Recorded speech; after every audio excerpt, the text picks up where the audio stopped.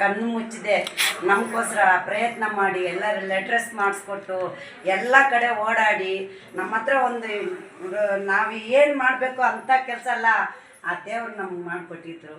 ಇವತ್ತಿನ ದಿವಸ ನಮಗೆ ಕಮಿಷ್ನರು ಸರ್ ಇಲ್ಲಾಂದರೆ ನಾನು ಇಷ್ಟು ದೂರ ಬಂದಕ್ಕಾಗ್ತಾಯಿಲ್ಲ, ನಾನು ಇಷ್ಟೊಂದು ಜನ ತೊಗೊಂಬರೋಕ್ಕಾಗ್ತಾಯಿಲ್ಲ.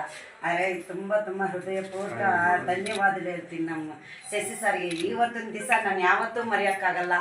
ನಮ್ಮ ಅಪಾಯಿಂಟ್ಮೆಂಟ್ಗೆ ಬೆಂಬಲ ಕೊಟ್ಟು ಧೈರ್ಯ ಕೊಟ್ಟು ಈ ಕಡೆ ಹೋಗು, ಈ ಜಾಗದಲ್ಲಿ ಹೋಗು, ಈ ಥರ ಮಾಡು ಅಂತ ಹೇಳ್ಕೊಟ್ಟಿರೋದೇ ಈ ದೇವರು. ಆ ಈ ದೇವ್ರನ್ನ ನಾವು ಎಂದಿಗೂ ಮರೆಯಲ್ಲ. ಅಧ್ಯಕ್ಷರು ಕೂಡ ನಮ್ಮ ಅಧ್ಯಕ್ಷರು ಯಾವೊಂದು ಮಾತು ಬಂದರೂ ಕೂಡ ನಮ್ಮನ್ನು ದೂರ ಇಟ್ಟಿಲ್ಲ. ನಮ್ಮ ಜೊತೆಯಲ್ಲಿ ಬಂದು ನಮಗೆ ಬೆಂಬಲ ಕೊಟ್ಟು ಎಲ್ಲರಿಗೂ ಸಮಾನ ಅಂತ ನಮ್ಮ ಕೆಲಸ ಮಾಡಿಕೊಡ್ತಾ ಇರೋ ನಮ್ಮ ಅಧ್ಯಕ್ಷರು ರಾಮ ಅವ್ರಿಗೆ ಕೂಡ ನಾವು ವಂದನೆ ಸಲ್ಲಿಸ್ತೀವಿ. ನಮ್ಮ ನಾಗೇಶಣ್ಣ ಕೋಲಾರಿಂದ ಬಂದಿರೋದು, ನಮ್ಮ ಹೊಸಾದ ಅಪಾಯಿಂಟ್ಮೆಂಟ್ ಆಗಿರೋದು, ನಮ್ಮ ಕೈ ಜೋಡಿಸಿ ನನ್ನ ಜೊತೆಯಲ್ಲೇ ಇದ್ದು ಅಕ್ಕ ಈ ಥರ ಮಾಡಬೇಕು, ಈ ಥರ ಹೋಗ್ಬೇಕಂತ ಎಲ್ಲ ಇವರು ದಾರಿ ತೋರಿಸಿದ್ರು. ಇವ್ರಿಗೂ ಕೂಡ ನಾನು ಧನ್ಯವಾದ ಹೇಳ್ತೀನಿ. ಯಾವತ್ತೊಂದು ದಿವಸ ನಾವು ಯಾರನ್ನೂ ಮರಿಬಾರ್ದು, ಒಗ್ಗಟ್ಟ ಇರೋಣ, ಒಗ್ಗಟ್ಟ ಕೆಲಸ ಮಾಡೋಣ. ಜೈ ಭೀಮ್.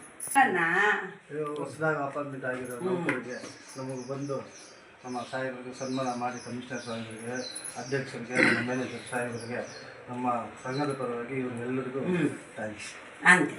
ನಗರಸಭೆಯಿಂದ ನಮಗೆ ನಮ್ಮ ಕಮಿಷನರ್ ಆಗಲಿ, ನಮ್ಮ ಮ್ಯಾನೇಜರ್ ಸಾಹೇಬರಾಗಲಿ, ನಮ್ಮೆಲ್ಲ ನೌಕರರಿಗೂ ಸಹಕಾರ ಕೊಟ್ಟು ಅವ್ರಿಗೆ ಒಳ್ಳೆಯ ದಾರಿದೀಪವಾಗಿ ತೋರಿಸಿದ್ದಾರೆ.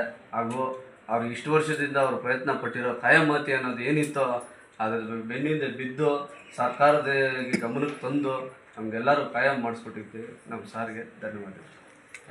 ಕಾರ್ಮಿಕರ ನೇಮಕಾತಿ ವಿಚಾರದಲ್ಲಿ ಮಹಿಳಾ ಸಂಘದ ಅಧ್ಯಕ್ಷ ಆಗಿದ್ದಂಥ ಮಾಲಾ ಹಾಗೂ ರಾಮು ಹಾಗೂ ನಾಗೇಶ್ ಅವರು ಇಷ್ಟೊತ್ತು ಏನು ಮಾತಾಡಿದ್ರು ಆ ವಿಚಾರ ಬಹಳ ಅದರ ಹಿಂದೆ ಬಹಳ ಹೋರಾಟ ಇದೆ. ಇದೇ ಮಾಲಾರವರು 1980ರಿಂದ ಒಂದು ನಗರಸಭೆಯಲ್ಲಿ ನೌಕರರಾಗಿ ಇರಬೇಕಂತೇಳಿ ಕನಸ್ಕೊಂಡವರು. ಆದರೆ ಅವರ ಕನಸು ನನಸಾಗಿದ್ದು ಯಾವಾಗಪ್ಪ ಅಂತಂದರೆ 2024ರಲ್ಲಿ ಪವನ್ ಕುಮಾರ್ ಕಮಿಷನರ್ ಆಗಿದ್ದಾರೆ. ಅದ್ರ ಹಿಂದೆ ಶ್ರೀಮತಿ ಮಾಲಾರವರು 2022-23ನೇ ಬೇಸ್ನಲ್ಲಿ ಅವ್ರದ್ದು ಪೌರ ಕಾರ್ಮಿಕರ ನೇಮಕಾತಿ ಆಗಬೇಕಾಗಿತ್ತು. ಆದರೆ ಜ್ಯೇಷ್ಠತಾ ಪಟ್ಟಿ ರೋಸ್ಟರ್ ಪ್ರಕಾರ ಅವ್ರದ್ದು ಆಗಲಿಲ್ಲ.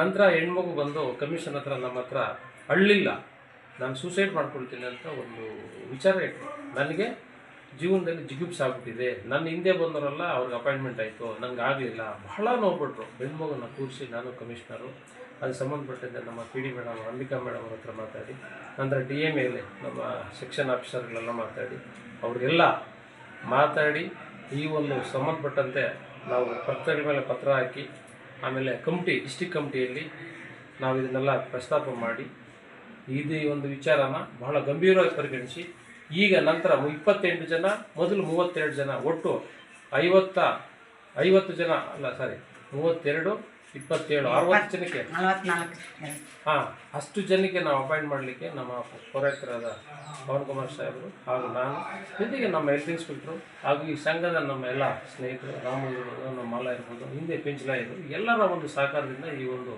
ಪೌರ ಕಾರ್ಮಿಕರಿಗೆ ನೇಮಕಾತಿ ಮಾಡಲಿಕ್ಕೆ ನಾವು ಪ್ರಯತ್ನ ಮಾಡಿದ್ವಿ. ನಮ್ಮನ್ನ ಅವರು ನೀವೇ ಅಂತ ಹೇಳೋದು ತಪ್ಪಾಗುತ್ತೆ. ನಮ್ಮ ಹಿಂದೆ ಮೊನ್ನೆ ಜಿಲ್ಲಾಧಿಕಾರಿಗಳು, PD ಮೇಡಮು, ನಮ್ಮ ಪೌರಾಯುಕ್ತರು, ನಮ್ಮ ಮೊನ್ನೆ ಅಧ್ಯಕ್ಷರು ಹಾಗೂ ಹಿಂದೆ ಇದ್ದ ಅಧ್ಯಕ್ಷರು ನಮ್ಮ ಒಳ್ಳಲ್ ಮನುಷ್ಯ ಸರ್, ಎಲ್ಲರ ಪ್ರಯತ್ನದಿಂದ ಇವೆಲ್ಲ ಆಗಿದೆ ಅಂತ ನಾನು ಭಾವಿಸ್ತೀನಿ ಸರ್. ನನ್ನಿಂದ ಆಗಿಲ್ಲ. ಸೊ ಅವ್ರಿಗೆ ಒಳ್ಳೆಯದಾಗಲಿ, ಅವ್ರ ಕುಟುಂಬಕ್ಕೆ ಒಂದು ಭದ್ರತೆ ಸಿಕ್ಕಿದೆ. ಸರ್ಕಾರಕ್ಕೂ ನಾನು ಈ ಸಂದರ್ಭದಲ್ಲಿ ಕೃತಜ್ಞತೆ ಹೇಳ್ತೀನಿ. ಧನ್ಯವಾದಗಳು.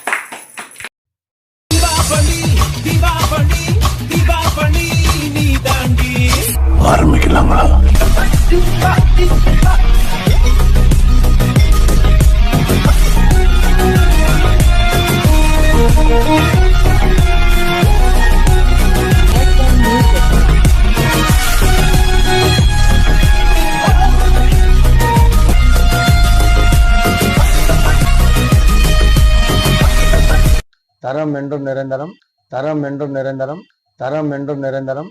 வாங்க.